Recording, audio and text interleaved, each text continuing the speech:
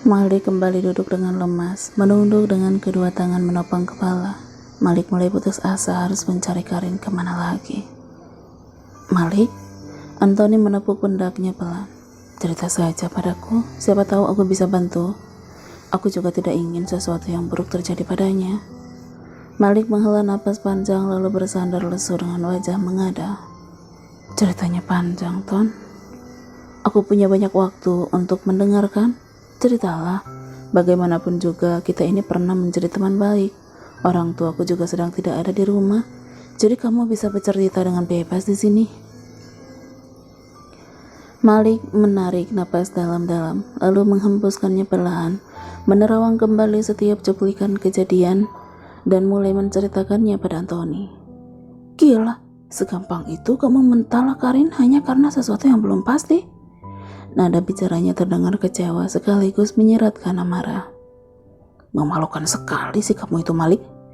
Anthony bangun dan berdiri membelakangi Malik. Heran, kenapa kamu ini seperti baru mengenal dia saja? Kemana saja waktu 4 tahun yang sudah kalian habiskan bersama? Apa bagimu itu tidak cukup untuk mengetahui sifat Karin yang asli? Malik bungkam, menunduk dengan mata yang kembali terasa memanas. Ingin mendebat pun tidak bisa. Apa yang dikatakan Anthony benar adanya.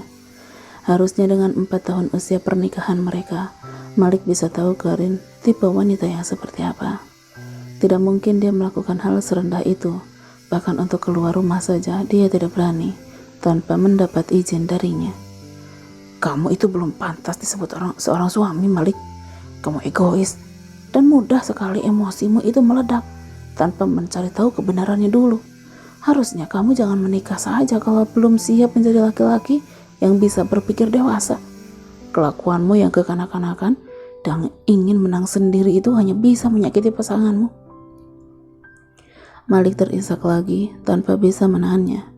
Biarlah Anthony menertawakan atau mencibir. Malik tidak peduli. Rasanya di dalam dadanya sakit sekali bak di sayat sembilo. Aku juga menyesal. Aku harus bagaimana sekarang, Ton? Kemana aku harus mencari Karin? Lirihnya frustasi. Apa kamu sudah coba cari dia ke rumah teman-temannya? Sudah semua, tapi Karin tetap tidak ada.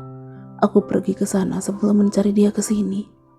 Jawab Malik sembari menyeka air mata dengan kasar. Sekarang aku tidak tahu lagi harus mencarinya kemana. Anthony menghela napas berat, sembari kembali duduk di sampingnya. Entahlah, aku juga tidak tahu, Mal. Tapi tenang aja, aku akan bantu mencari dan mengabarimu secepatnya kalau sudah berhasil menemukannya. Terima kasih banyak, Ton. Maaf atas sikap burukku selama ini kepadamu. Ucapnya sembari mengulurkan tangan.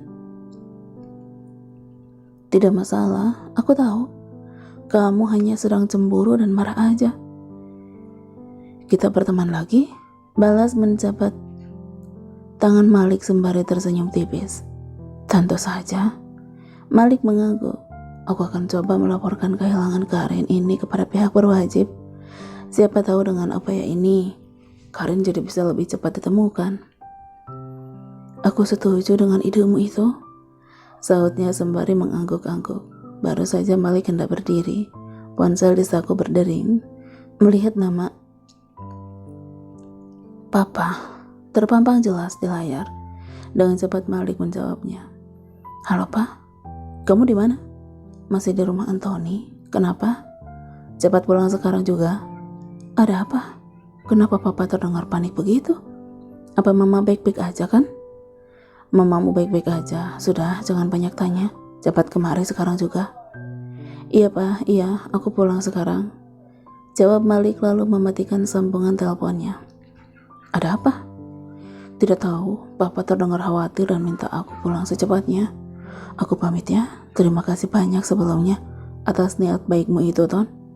Malik memeluknya sekilas. Sama-sama, kuharap kuharap kamu bisa segera menemukan Karin. Ucapnya dengan senyuman tipis. Amin. Assalamualaikum. Waalaikumsalam. Jawabnya sesaat sebelum Malik melangkah mendekati motor. Hati-hati. Malik mengangguk melambaikan tangan. lalu dengan cepat melesat pergi meninggalkan rumahnya. Setengah jam kemudian Malik sudah tiba di rumah. Papa yang tengah duduk di teras langsung berdiri saat melihat kedatangannya. Dari gestur tubuhnya, beliau terlihat sangat gelisah. Ada apa sebenarnya? Assalamualaikum. Waalaikumsalam, jawabnya sembari membiarkan Malik mencium punggung tangannya. Kenapa lama sekali? Maaf Pak, tadi sedikit macet. Memangnya ada apa? Kenapa Papa terlihat gelisah begitu? Tanyanya heran. Papa menghela napas berat, lalu memegang satu pundak Malik. Tadi ada pihak kepolisi yang datang ke sini. Polisi? Memangnya ada masalah apa? Tanyanya kaget. Papa membuka mulut sedikit, seperti ingin mengatakan sesuatu, tapi tidak jadi. Beliau mengatupkan kembali mulutnya, lalu menghela napas pelan. Kita harus pergi sekarang. Pergi? Pergi kemana? Nanti juga kamu tahu. Bawa beberapa fotomu bersama Karin, juga buku nikah kalian. Untuk apa, Pak? Malik malah semakin bingung dengan permintaan itu. Sudah, jangan banyak tanya. Lakukan saja sesuai perintah Papa. Papa tunggu kamu di mobil. Papa menepuk pundak lalu meninggalkannya. Meski masih dilanda penasaran, perasaan bingung, tapi Malik tetap menuruti permintaan Papa tadi. Malik berjalan tergesa-gesa ke kamar, kemudian mengambil foto Karin dari dalam koper yang sudah sempat dirapikan. Juga mengambil buku nikah mereka dari laci. Dia meletakkan amplop coklat dan kartu nama dan pria tadi di atas nakas.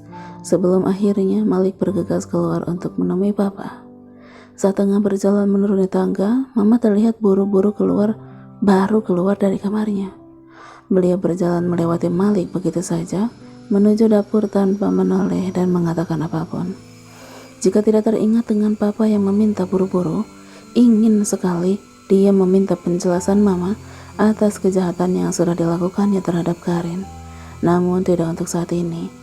Malik masih membicarakan hal itu, masih bisa membicarakan hal itu setelah pulang nanti. Ayo cepat Malik, seru Papa yang sudah duduk di jok samping kemudi. Malik berlari kecil, kemudian naik dan duduk di balik kemudi. Ada apa sebenarnya, Pak? Tanyanya sembari mulai memasukkan gigi dan menginjak pedal gas. Tanganmu kenapa luka-luka begitu? Papa malah bertanya balik dan mengabaikan pertanyaan Malik tadi. Tadi motorku sempat jatuh untuk menghindari tabrakan. Ceroboh sekali kamu itu. Yaudah, kita mampir ke klinik dulu. Lukamu harus dibersihkan dan diobati. Tidak usah, Pak, nanti aja. Hanya luka kecil kok, ini kita mau kemana? Papa meminta Malik melajukan mobil dengan sedikit cepat menuju sebuah rumah sakit besar. Saat Malik bertanya tujuannya untuk apa, lagi-lagi Papa hanya terdiam sembari memandang lurus ke depan. Kenapa Papa meminta diantar ke rumah sakit besar itu? Apa temannya ada yang kecelakaan? Terus untuk apa fotoku bersama Karin dibawa-bawa segala? Sepanjang perjalanan Malik hanya banyak berenung dan itu membuat sang Papa marah. Akhirnya mau tidak mau, Papa menggantikan posisi menyetir karena tidak mau mengambil resiko. Entahlah, perasaannya mendadak tidak tenang dan juga gelisah. Bahkan jantungnya dari tadi berdebar tidak karuan. Pikirannya terpaut pada keberadaan Karin sekarang. Di mana dia? Sedang apa? Apa dia juga merindukan aku? Seperti aku merindukannya sekarang. Maafkan aku, Karin. Aku menyesal atas semuanya. Kenapa kamu nangis? Tidak apa-apa, Pak. Jawabnya dengan suara sedikit serak, lalu menyeka air mata dan memalingkan wajah. Malik terlalu hanyut memikirkan tentang keberadaan Karin. Hingga tanpa sadar, mobil yang dikemudikan Papa sudah sampai di parkiran rumah sakit.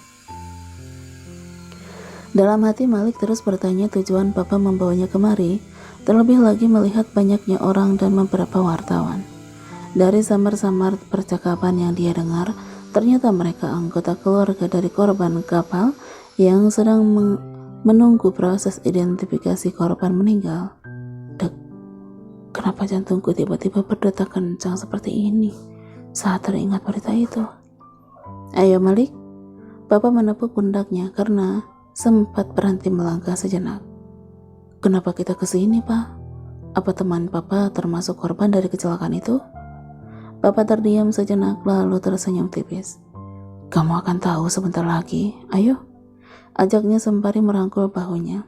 Malik menghela napas panjang, lalu mengikuti Papa yang menuntunnya meninggalkan parkiran. Siapa tahu memang keluarga dari teman Papa termasuk korban, dan Papa berniat menghiburnya. Malik mengamati Papa yang berjalan cepat di depan, mendadak berkeringat dingin saat melihat beberapa anggota keluarga korban tengah menangis karena keluarganya belum ditemukan sampai sekarang. Malik menelan ludah dan tanpa sadar meremas fotonya bersama Karin sembari berjalan kontai melewati mereka. Malik menatap ke sekeliling ruangan yang memang disediakan khusus oleh pihak rumah sakit. Ada yang sedang mencocokkan data, ada juga yang tengah panik dan menangis karena belum mendapat kepastian tentang keberadaan keluarganya. Malik yang sempat tertegun memandang orang-orang di sini tersentak kaget saat Papa menepuk pundak. Siapkan mentalmu. Dek, apa maksudnya Papa berkata seperti itu? Siapkan mental untuk apa? Kami dari keluarga Karin, Naila, Maheswati. Malik tercengang mendengar Papa menyebut nama wanita yang masih bertahta di hatinya. Seketika dada bergemuruh hebat. Malik memandang bingung Papa dan petugas itu bergantian, lalu berjalan perlahan mendekati meja. Detak jantung seakan berhenti sepersekian detik saat samar melihat nama Karin tertulis di deretan daftar penumpang kapal tersebut. Apa maksudnya ini? Bergetar suaranya menanyakan itu. Apa benar saudari Karin keluarga Anda? Tanya petugas itu. Iya, dia istri saya. Memangnya kenapa?